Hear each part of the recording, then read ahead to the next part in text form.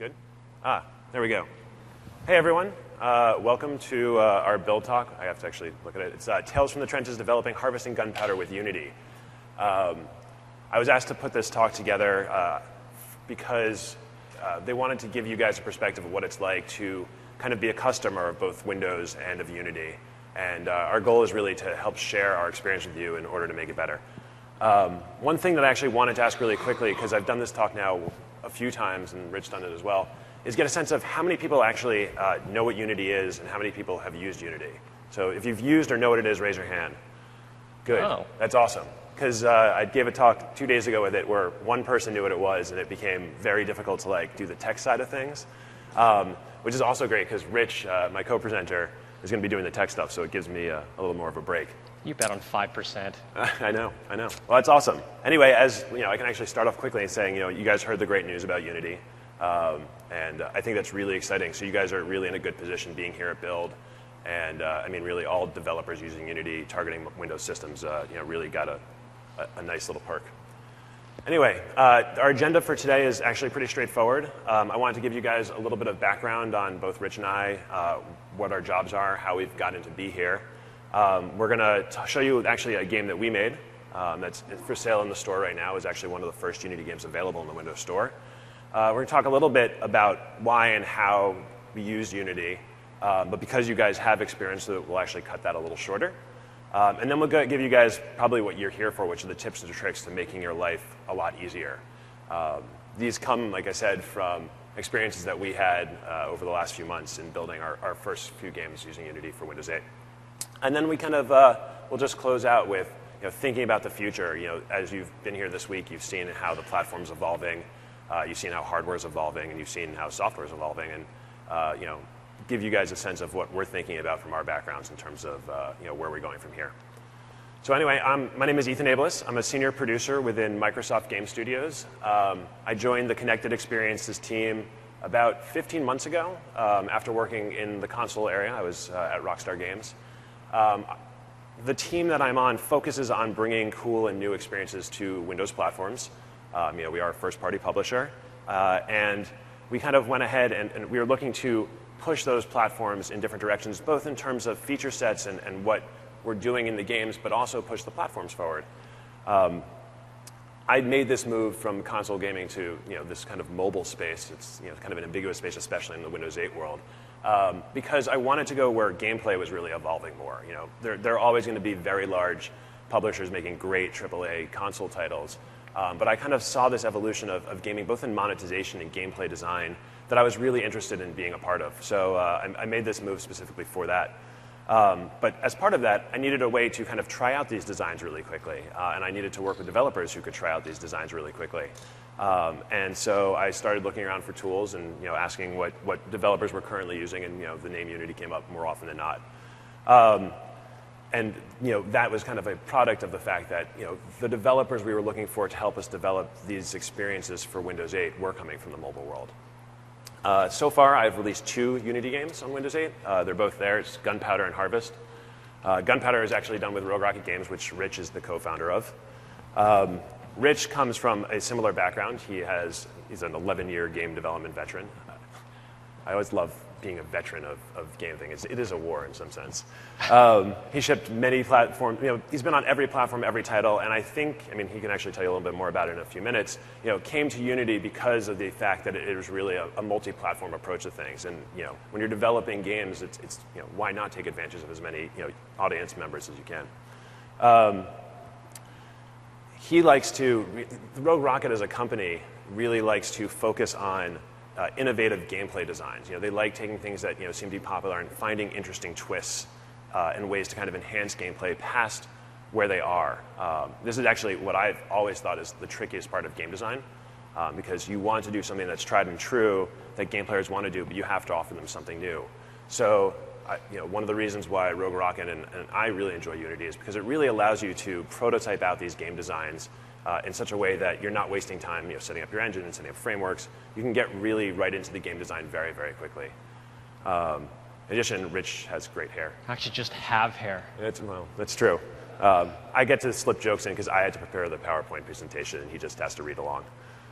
He has also released 2 Unity games, the Gunpowder being the one that we worked on together, and also a game Sushi Chop, which originally started on iOS. iOS originally, yeah.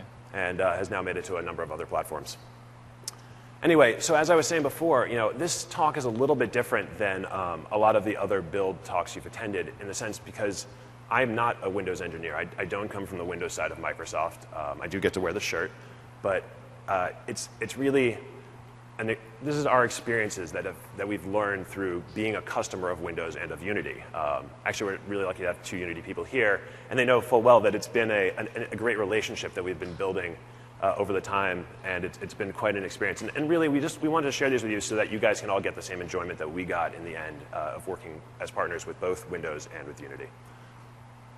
Anyway, so you've probably heard these kind of slides and seen these kind of presentations throughout Build, but I wanted to touch on them because, again, as a customer, making the decision to publish on Windows 8 came with some thought, and we had to think about why we wanted to do it besides just being part of Microsoft. Well, a new store equals less competition. I think the last time I checked, which was yesterday, the day before, there are about 12,000 games in the Windows Store, and that's really a lot easier to rise to the top of than, say, 100,000 or 150,000 or 500,000. It's an advantage that you should take advantage of. You guys are developers here at the the beating edge of a store that's growing. It's really important to get in early. It's a developer-friendly environment. You have Visual Studio tools, which they keep enhancing as they've shown you, and it's a platform that's easy to develop on. It's always been a platform that's easy to develop on. You have users who are out there who are looking for good content. People buy these new devices. There are new devices coming out every day, every week, every month. And people want to go into the store and find something new. Sure, they will go and download some games that they've heard of or want to see or check out. But they're looking for new content because they're looking for things to try out and really push their hardware. And really, the thing that makes it easy for me to sell publishing on Windows 8 to other companies is the fact that the revenue split is so good in the Windows Store. I believe that there's been some talk about this weekend, but the details are in your development accounts. But there are a few hurdles, and again, this shows trying to be honest with you guys about our experiences. A new store means that initially there was a very small user base. In addition, the old store layout provided there was some hindrance to just discovery of applications. It wasn't the best organized thing on earth, and I sat in a bunch of meetings and gave feedback directly to the Windows Store team about what we kind of wanted or needed really to make this a viable store. And really, as you guys have seen, and they've stressed a lot throughout this week, they've done a lot of great work on making it much more accessible. They refer other apps that are based on genres, and it really has become a much more conducive space to selling your app, both as a previous released app or a ported app or a brand new app, which is really quite exciting. So I wanted to just quickly touch base, and again, I'm kind of going to go quickly through these since you guys all know the advantages of Unity and stuff. But there's some stuff we should touch on, which is when you're using Unity on Windows 8, you get to use the same tools that you've used before. It's the same platform, the same editor. You get to sit there and use all the things that you are used to using. That's a great boon. There's no ramp-up time. You just get right into it. The multi-platform approach is great. It's not hindered in any way by trying to target Windows 8. Same code base runs on everywhere. Additionally, you can actually take projects that you've previously written, bring it into the latest build of Unity, and very quickly port existing code. This became really useful for a lot of devs. And you guys ported Sushi Chop in like what? Well, once we did most of the underlying stuff for Gunpowder, I kind of took the stuff we wrote that was portable away from it, and we kind of got Sushi Chop up and running on Windows 8 in like 2 days. Just me doing it. So, I mean, and Rich is good, but 2 days sounds like a pretty worthwhile investment to hit a brand new platform. Additionally, if we can get to the next one, I wanted to give you a little background on how Unity works since it is a bit different. Unity on Windows 8 works very similar to how iOS works in that when you compile a project, you get a Visual Studio project file out of there. So when you're building your AppX, you actually do it in Visual Studio. This is very similar to how iOS works. It is actually really awesome for a number of reasons that we'll kind of touch base on in just a few minutes. Unity runs on the .NET framework rather than Mono. Again, this is not really a limitation anyway. There are things you have to think about because of that, but they really don't get in your way significantly in any real way. Unity games from the Windows Store can consume and run Windows runtime components, no unmanaged DLLs. Basically, it means that they're in the asset store of Unity, which is a great resource, which I'm sure since all of you use Unity know about. You have to make sure that the plugins are compatible, but we'll touch base on that in a few minutes as well. Anyway, so I've kind of introduced why we make Windows 8 games and why we use Unity, and that there are some things you have to think about, but it's still the Unity tools that you all love to use, and you're good at, and you get to make those same kind of great games and great experiences. So we did want to just take a second to show you guys Gunpowder, which is the game that we made together and released in the Windows Store. Was it back in February, right? February, yeah. Yeah. So we'll switch over here. What was the number 6? I forgot. Yeah. You want to play? Yeah, I'll play. Okay. Hopefully this time we won't blow out your eardrums. Sorry about that for the people who were sitting in the room before. That's all right. Okay. So here's Gunpowder. My business partner and I came up with this actually quite a while ago, and we partnered up with Microsoft to do this game. So this is Microsoft published, and it was a really good relationship. Ethan's our producer. It was a lot of fun, and we're really proud of this game. So we hope you like it. And everyone, go and use your new spanking Surface Pros and go download it immediately. Help out the cause. Yeah. Or not. So I'm just going to load up the first level here. I'm going to skip this little story thing, but it's very simple. It's set up kind of like these other puzzle games like Cut the Rope, Where's My Water, where there's these levels you run through. It's just that we have a totally different mechanic here. And basically, you're like this Robin Hoody guy, and you're trying to steal money from this mean boss cat guy named Boss Grimshaw and give money back to the poor villagers who've been getting jacked. So, you just use your finger, and you can draw gunpowder and make funny shapes. And there's like little secret things you can do, so I'm totally going to give away something. You're going to give away like one of the most secret achievements in the game right here. Well, it's too late. I already did it. So you can see like the gunpowder kind of splits. Oh, I totally almost failed already. So you did. Oh, you're going to save it. And then pretty soon, what you expect is going to happen is going to happen. Boom! Explosions! And there's your achievement. Grimshaw's all mad. And there's the people getting their money. They're all happy and stuff. So that was obviously the first level. Is very basic. So I'm going to go into like a slightly later level. I only played through the first chapter. I should buy the unlock right here. You should, right here. Show how to monetize in DTO games. I don't even know which level this is off the top of my head. I want you to pay attention to this loading screen. I'm going to talk about that a little later. So now things are getting a little more complicated. There's like a river in the way. You want to blow up the little safe up there. Not sure the camera doesn't know where I'm pointing necessarily. But now you have these like little barrels you have to drag out. So you can go anywhere. You can see like, if I leave it here, it'll blow this stuff up. But I need to get across the river here, maybe. I need to blow up stuff across this river. Doop. And if you screw up a lot, you can kind of erase it. You're like, oh man, I'm terrible at this game. And then you light it up.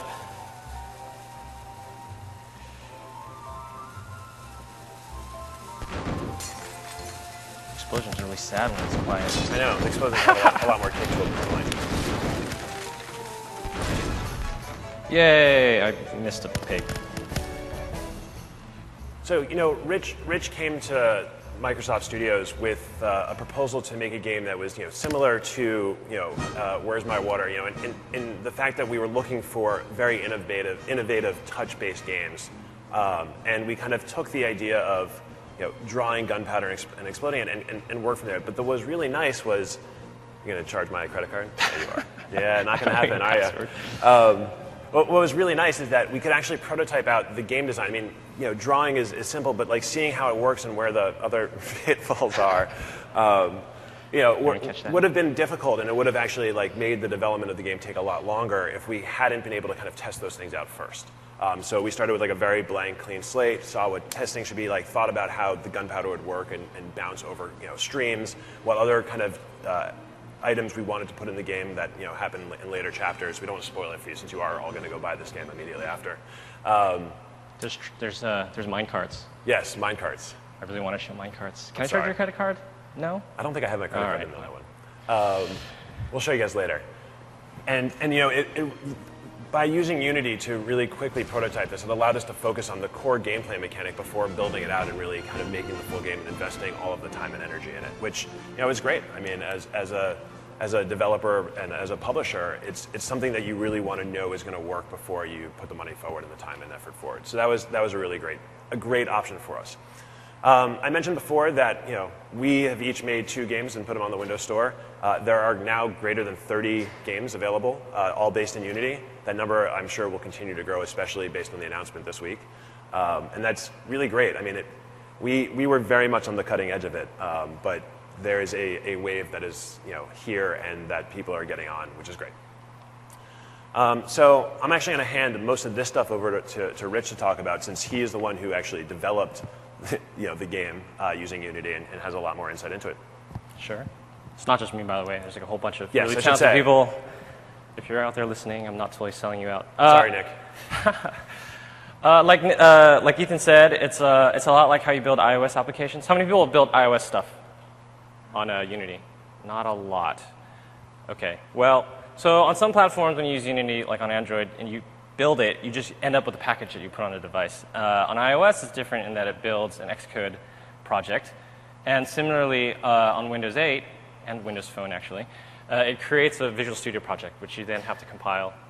But generally, if you're making a game, you would use the editor as you normally would, just moving stuff around and writing your C# scripts. Do stick to C#, don't use JavaScript or Boo. I don't even know anyone who uses Boo, but just in case. Like I said, generates a project. Sorry, I wrote the slides and I'm making him talk. Yeah, and then you can extend your application to take advantage of Windows 8 features that you've been hearing about, and we'll talk a little bit about how you might do this. It's not, it's like on iOS where you can't write everything just in your Visual Studio project built from Unity. You do have to do a little bit outside of that. But one of the nice things about this, and part of the nice things about the whole running through .NET instead of Mono, is that you can debug directly in Visual Studio once you've cooked out the project, which is really, really nice. Which leads us to this slide. So previous to this, we had to use a lot of MonoDevelop, which, in my opinion, it's pretty amazing that MonoDevelop exists at all. But here you see one of my programmers, David, and he just hates it terribly. So when I told him, hey, you're going to get to use Visual Studio, this is the face he made. He's all excited. Like that's not simulated. This is actually the face he made. He got truly excited about it. And as you guys have probably seen in some of the talks over the last few days, the Visual Studio team has done a lot in terms of developing tools for gaming explicitly, and these tools all will work with Unity. Yeah. So you get all of the advantages of the latest developments that the Windows and Visual Studio tool teams are doing, in addition to every piece of evolution that the Unity people bring to it. Right, and then to be specific, I'm talking about debugging when you've actually deployed it to the AppX package and then launched in modern UI. Although there is now a commercial plugin called Unity VS, which allows you to even debug the Mono stack in Visual Studio on any Unity platform. So that makes David really happy. Yeah, it does. He's very ecstatic. I mostly bought that for him so it would shut up, but it's cool. So I'm going to go through some tips and tricks really briefly to make loading times interesting. Some tricks on how to script builds with MS Build. A quick blurb on Windows 8 delegates, which is how you tell Windows 8 to do the Windows 8 stuff. Yo. And then some things that are not necessarily Windows 8 specific, like component caching, object pooling. You experience Unity, you guys will kind of already know that stuff probably. And then the other stuff. So making loading times interesting. That's why I kind of want to point out that little spinning gunpowdery barrel thing, because it's a little trick we came up with that we hadn't seen before, because especially on the RT tablet at the time, loading took kind of a little while. And as any of you have tried to do interesting loading stuff on Unity, it's not that easy to get to do smooth stuff within the engine. So players don't like looking at static screens. And there's 2 ways to do this. Well, it's actually kind of, there's 2 ways. So what we did is, Unity's running in a XAML D3D pane, and then you can kind of dump whatever XAML you want on top of that. So you can kind of use the storyboard and animations features where you can create textures and move them around through these XAML elements, and you can do these. The storyboard contains timelines and stuff.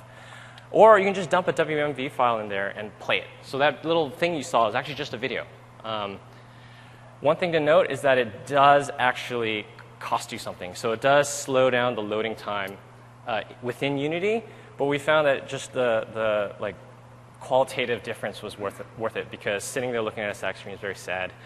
And it's the same story with storyboard animations. If you're trying to do smooth animations, it does slow down loading. This is actually something that has been improved in 8.1 as well. The interaction between DirectX and XAML is minimized. So it's worth taking advantage of these, if only, because players don't like looking at static screens. They want to see something, and you should definitely go ahead and do it. These are the easy ways of doing it. So, I mean, it does list, it says XAML and WMV, but they're really the same thing. The WMV sits in a media element within a XAML page. And both things, you can build it within Visual Studio, and they have a near WYSIWYG editor that allows you to do that. Right, so then you have to do these delegates I'll talk about later to go control these things in the XAML page.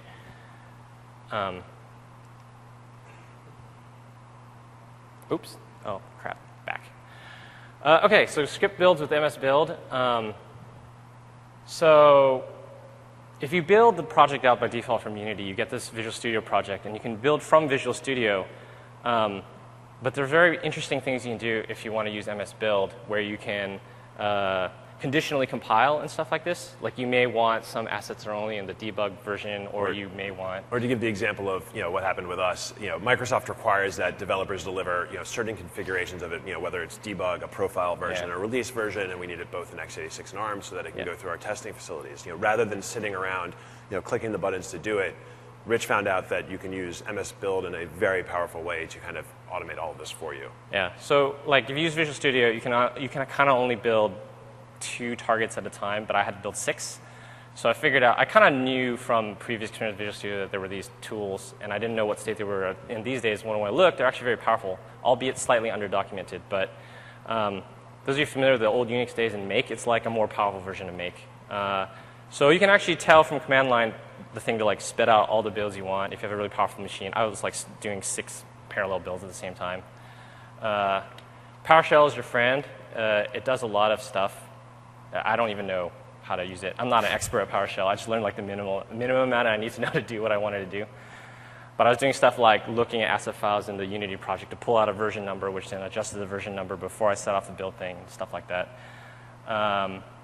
But you can do stuff like this. So what this does is it starts the build with a specified configuration, a specified platform, and that lame-looking little line in the middle was just to delay it a little bit so that, sometimes I found that if you do it all at once on sometimes you would run into a situation where multiple builds were trying to access the same file exclusively at the same time, and it would barf.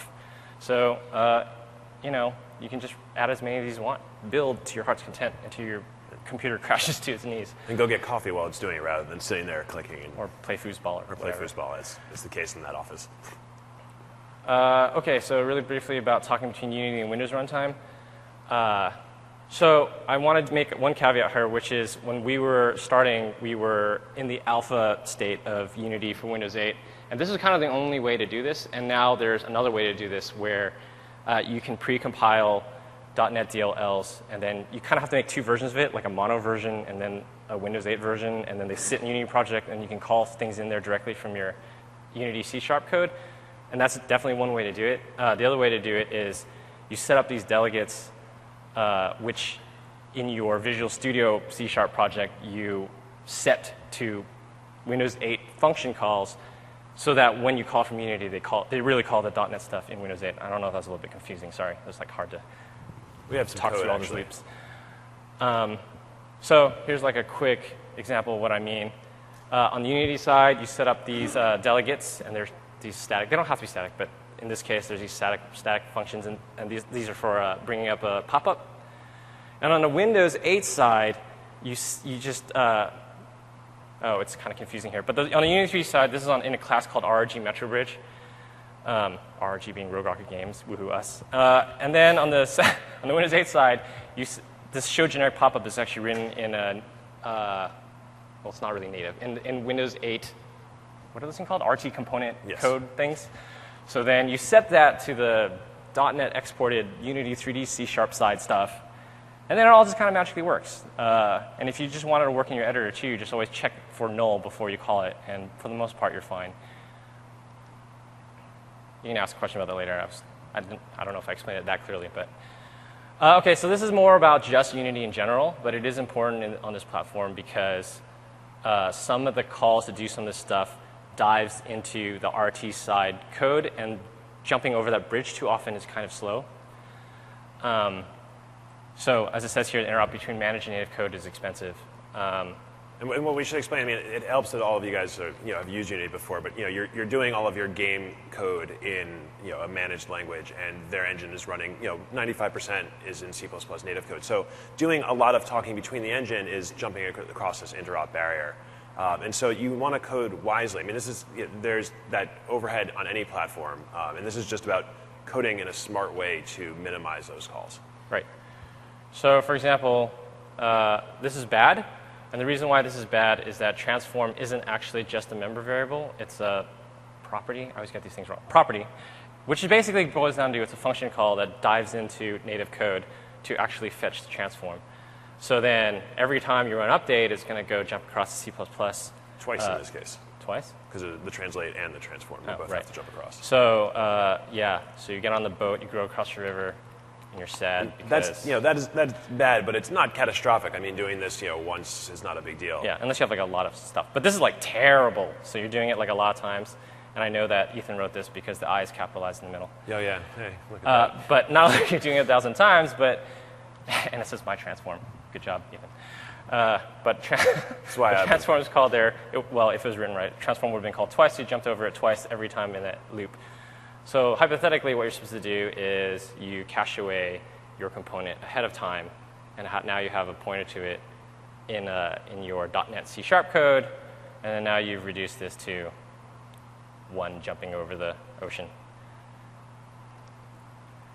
This is another more generic trick, but game object pooling. Unity doesn't have a way for you to do this by yourself. I mean, sorry, they don't have a way to do this out of the box. They leave it up to you to decide whether or not you're going to do that.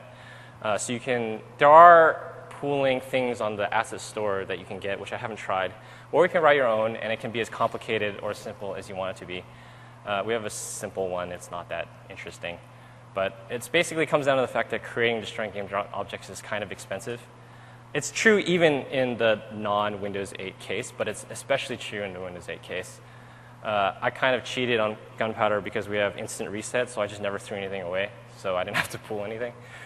And this last bit is sort of, I think Ethan got this from another talk. But yeah, this came actually from another Channel 9 talk that the Unity guys did, which I have links for at the end of the presentation that are also excellent resources for finding out more of these kind of tricks. So here's a really simple example. Instead of destroying stuff, you just grab a game object out of your pool manager. When you're destroying, you set your game object inactive and you throw it into your pool for later use. And instead of instantiating, you actually just grab it from your pool. And in this case, you have a little default setup function and then set it back active again. There's obviously a whole bunch of caveats with this stuff. You got to be careful about how you manage your objects because sometimes things are actually expecting to be destroyed. Like if you do things on destroy or something, it's going to be terrible. Or on awake, those things won't get called again. So you just have to be careful about how you're constructing all your functionality.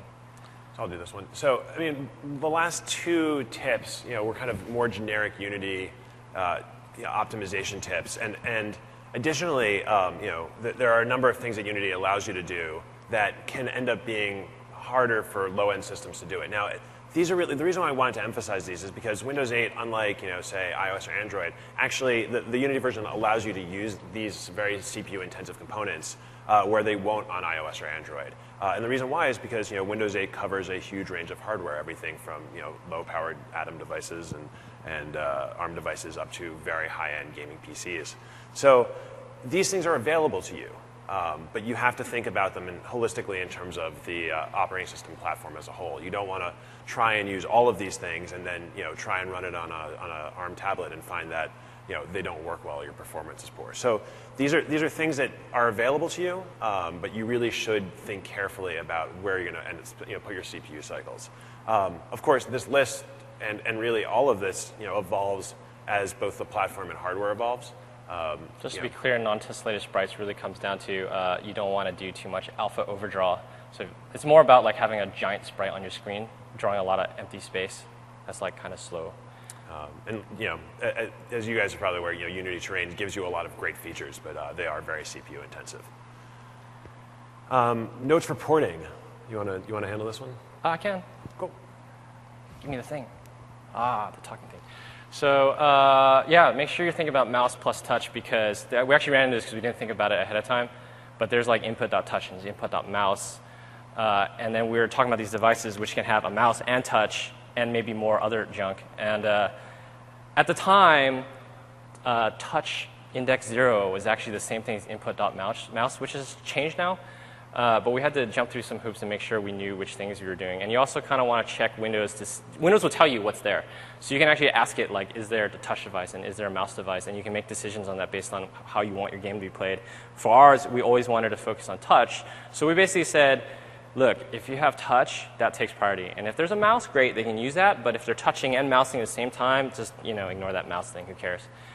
But luckily, there's this new thing, which I told about, which I haven't tried yet. But now there's input simulate mouse with touches, and that's actually the thing, I assume, that turns on the fact that touch 0 is the same thing as mouse. So now you can control that, whereas we had to sort of heuristically decide that we understood what was going on, which you can actually confuse Gunpowder a little bit, but don't do that. So this is something that we brought up very briefly at the earlier slide, talking about what the differences are. So native code plugins need to use runtime APIs. So the people who are releasing plugins in the asset store wrote them using whatever they wanted to make them work with Unity. Now there are some APIs that you guys are well aware that don't work within the WinRT environment. Thankfully, there are very easy ways to move things over. And in our experience, I don't think you guys had any problems with any plugins.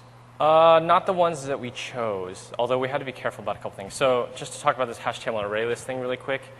I don't know the whole history of hash table and array list, but these are like C# things in their Unity, but they're actually really kind of bad. And in Windows RT land, they don't even exist. So, well, they kind of do. But if you do use them, you will fail the whack test and ultimately fail the Windows store. They just won't let you use it.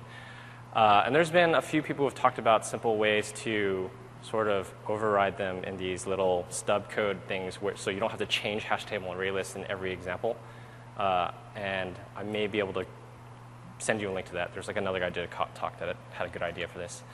But what I was going to say, in Gunpowder and in the other game I worked on, Harvest Experience, every time we came into a plugin that we actually did want to use that had issues in terms of APIs that were in use that we weren't allowed to use, we just contacted the author, and in most cases they either made the change for us very, very quickly, or they gave us the source code to it, said, please make it work the way you want, and then we just gave them the code back. So the plugins on the asset store are actually being upgraded fairly quickly to be compatible with the Windows 8 branch.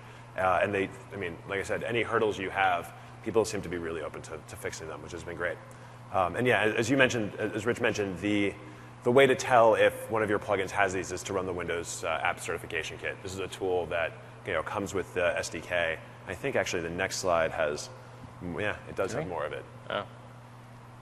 So we did want to share some stuff outside of Unity as game developers, since most of you guys have used Unity. I'm assuming most of you are game developers. So from the game aspect, there are some things that you should really think about and make sure you do to save you pain and troubles that we endured ourselves. One of them is the Windows App Certification Kit. It is really important that you spend time running this often. It helps in many ways. It helps in determining whether you're using valid APIs to release in the Windows Store, performance characteristics of your game. These are all things that if you don't run it for a while, you might come back and do it, and run it and find that you fail something and have to go back and rip out a whole bunch of code. Yeah. If you import like the wrong .NET, what are those things called? Assemblies, just by referencing like one function call somewhere, you'll get like a whack report that has like 50 things, and it says, you're a terrible person because you've included these things that are not supported in Windows 8. But what really will come down to sometimes is you change like one line of code to not use hash table, for example, and if you got rid of them, all like 50 of those things will go away, and it's because it's pulled in this entire assembly that's full of stuff that it doesn't like. So use it as a warning light. Add it to your regimen of testing for your builds, just to sanity check that you're still doing the right thing. It takes 3 minutes to run, and in fact, have a terrible computer. But. You can script it and make it and work in a really useful way. The other one that It's funny because I think Rich still rages every time I mention it, is current app versus current app simulator. These are the APIs that the Windows Store gives you to check the licensing terms of the product that they've downloaded. There are 2 versions of them. One of them you use while you're developing your game, and one of them is the one that you use in your retail version. Both of them pass the Windows Application Certification Kit tool, which is frustrating because you might try and go to submit your game to the store and it will get rejected, and they'll just say that it crashes, and you'll ask why, and they say it just crashes, and you run it on your side and it all works fine, and they say it crashes. Well, it turns out, I think within our group at Microsoft Studios, we had, I think, 3 or 4 games. Before I made a very serious email about messaging that this happens a lot, we had a bunch of games that actually failed the store certification because of this. You can't use the simulator in a game you're going to release. For obvious reasons. The simulator allows you to simulate various licenses, whether it's trial or paid or time-limited trial and things like that. So what we really recommend doing is every time you use that API, if-def it right there. Tie it to a configuration. Make sure that you're using the simulator for your debug build or whatnot, and then in the release version you are using the actual API. And show on-screen warnings. Yes. When you're using current app simulators, so you just know that terrible things are afoot. Because it's not optional. Like, you can't actually test your in-app purchases without using current app simulator. It is not like iOS where you have a sandbox environment. You literally have to call a different API to even test it.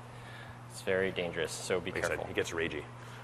So just save yourself the headache and do that right from the beginning. And as I mentioned before, the other thing you want to think about kind of in a holistic sense is the fact that you are making games for everything in a range of hardware. I mean, I'm running Gunpowder right now off of a Core i7 machine.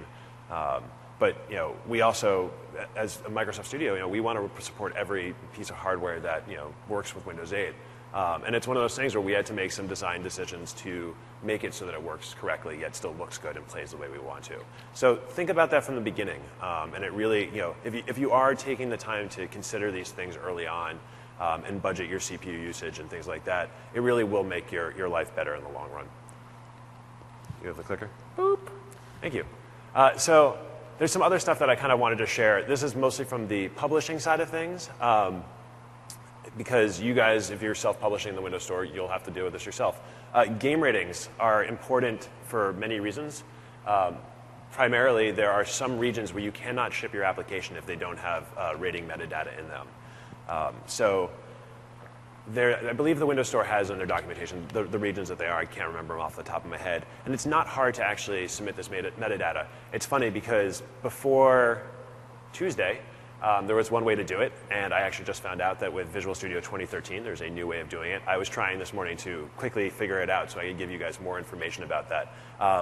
But basically, if you import a Visual Studio 2012 project that already has a GDF file in it, it tells you how to do it, and I just haven't had a chance to do it yet. But there is a way to include metadata. It is important to do so you can get sold in all the territories. Additionally, it does allow parents to use the family safety feature, which is nice. You don't have to worry about kids playing things that they shouldn't be playing. Some territories do use a self-rating system. So even if you are a small developer and have never done rating before, the ESRB does allow you to do a self-rating system for free on Windows 8. So go to their website and get a rating. It makes things work better, makes everything more legit, which is awesome. They do eventually review your stuff, though. They do. Yeah. They do. They've made me change my sushi chop rating. Can you believe that? That's funny. It's not you for everyone because there's blood squirting out of the fish. Out of the fish. Okay. Yeah, I don't know.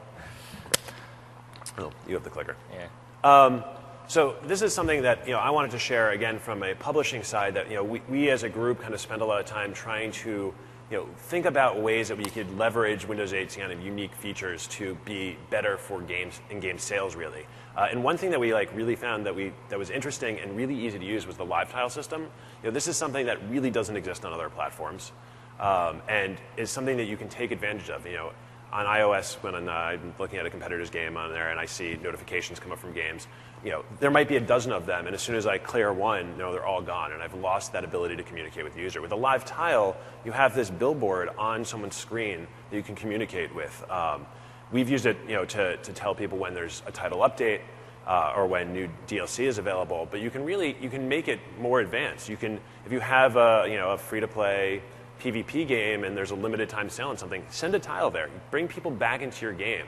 Use this window to their computer that they've given you and use it to your advantage. There's no reason not to, and since it is really unique to Windows 8, it's worth doing.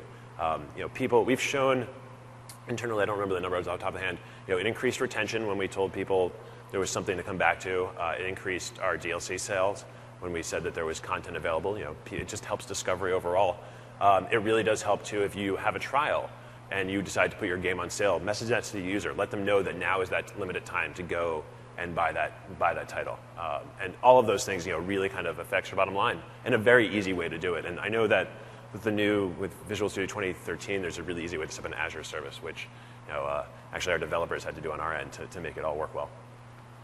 And so I mentioned that we wanted to take a minute, kind of think about where we're going from here. Windows 8.1 fixes kind of honestly what I thought was the biggest hurdle, which was store discovery. I'm really happy with the way the store looks now. The fact that it recommends other games. When you're looking at a game, it shows the ratings right there. It shows the top reviews. It's become a much more conducive place to selling game software specifically, let alone all software. So take advantage of that. Get in there now.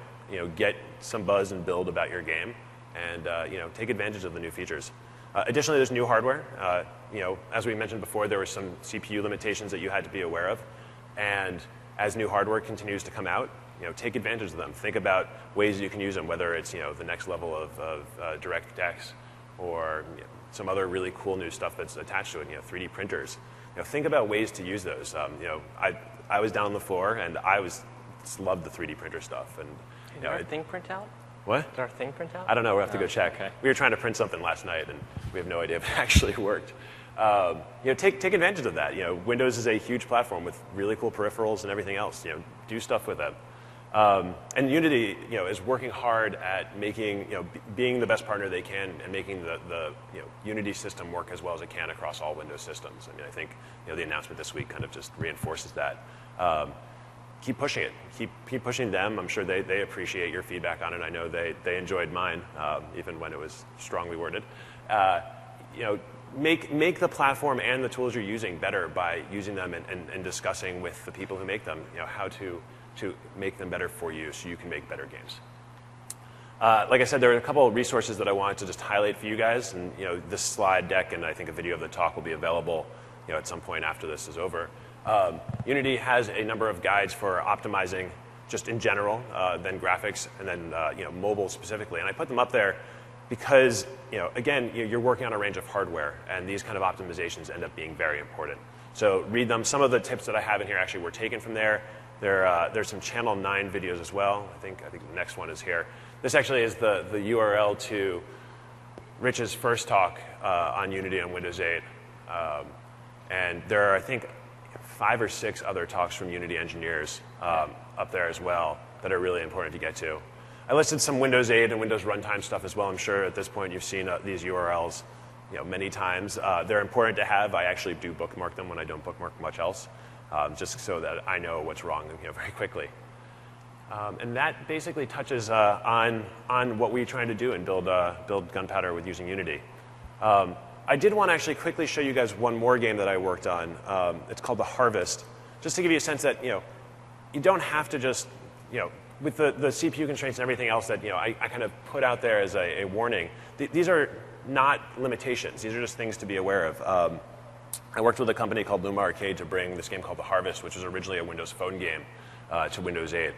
And our goal for this game, where Gunpowder, we were looking to really make an innovative touch game. With The Harvest, we really wanted to push a narrative, RPG-style game forward. These guys originally made this game for Windows Phone 7, and I approached them saying I wanted to take something, I wanted to make the best-looking game that was going to be out in the store at any time. So they really delivered. This is running in Unity, running in Windows 8. They have all of the fancy graphics that you'd want in a game. Here they actually use some of the same techniques to make a nice loading screen as well. And you can see, we didn't really cut any corners here. It's a fully touch-enabled game. I'm going to actually try and play it here. It has some really cool effects. It actually also features synchronous multiplayer, which was I think it was the first game in the Windows Store to feature full-time, real-time synchronous multiplayer. And the limits are just how much time and effort you want to spend on it, and it's worth actually pushing them. You know, this game, I think commands. I think we're currently selling it at $6.99 on the Windows Store, which is a price that's almost unheard of, in a lot of other competitors' mobile stores, and it's selling. And that's really exciting to see that there's a market for these kind of games. And that really covers what we wanted to do. We did want to make sure we had a lot of time to take questions, since I know some of you guys are really eager to ask them or know some other things from our experiences. So if you have any questions, feel free to step up to the mic and let us know. Go ahead. Hi, thanks for the two great games, first of all.